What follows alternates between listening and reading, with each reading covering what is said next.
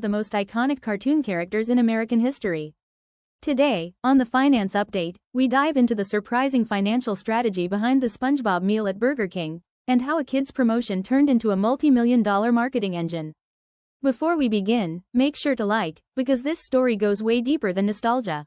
In the late 2000s and early 2010s, Burger King faced a challenge. Competition was fierce, profits were inconsistent, and public attention was drifting toward McDonald's, Wendy's, and a rising wave of new food trends. So Burger King did something unexpected. They partnered with SpongeBob SquarePants, one of the most loved cartoon brands in the United States. But this wasn't just another kids' meal. It was a calculated move in branding, merchandising, and cultural timing. To understand why Burger King leaned into SpongeBob, we need to understand the business environment. Fast food chains were fighting for the same customers. Social media was growing, pop culture was becoming a currency. And SpongeBob wasn't just a cartoon, he was a merchandising empire, driving billions through toys, apparel, and licensing deals. Burger King saw an opportunity: use SpongeBob as a magnet for families. And more importantly, reconnect with younger consumers. When Burger King introduced the SpongeBob Kids Meal and themed promotions, it wasn't simply about selling food. It was about selling an experience. Colorful boxes, collectible toys, themed ads, all carefully engineered to tap into childhood excitement. But behind the scenes, this partnership had another goal: increase foot traffic. Families don't come alone, adults buy meals too. This wasn't just a cartoon collab. It was an economic multiplier strategy. If you're enjoying this breakdown, hit subscribe for more financial deep dives from the Finance Update. Burger King leaned into nostalgia, music, and humor. The ads were intentionally loud, colorful, and unforgettable. Every element was engineered to spark conversation. Why? Because marketing's greatest weapon isn't money, it's attention. And SpongeBob commanded attention like few characters in American animation history. The partnership brought millions of views, millions of toy sales, and, most importantly, millions of families walking through Burger King doors. So how does a SpongeBob promotion make real money? Here's the formula. Licensing deal. Burger King pays to use SpongeBob's branding. Toy manufacturing. Low production cost, high consumer demand. Meal bundling. Toys encourage meal sales, not just kids' meals, parents buy too. Cross-marketing. Nickelodeon promotes it, Burger King promotes it, free shared attention. Merchandise effect. Kids want toys, right? Pointing arrow. Parents choose BK over competitors. It's not the meal that generates profit.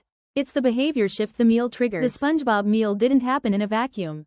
It landed in a moment when cartoons shaped internet culture, memes ruled online spaces, and nostalgia was becoming a commercial goldmine. SpongeBob wasn't just a show, he was a social identity.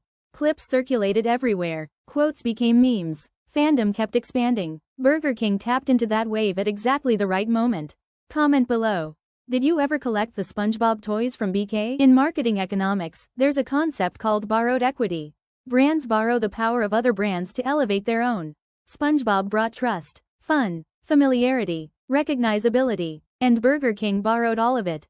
This wasn't random. It was a proven strategy used by cereal boxes, movie theaters, toy companies, and even financial institutions.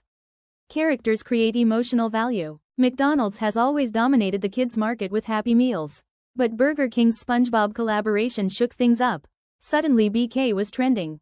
Kids were excited. Adults remembered their childhoods. Competitors scrambled, launching their own promotional tie-ins.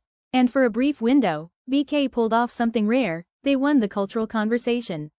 Share this video if McDonald's has always dominated the kids' market with Happy Meals.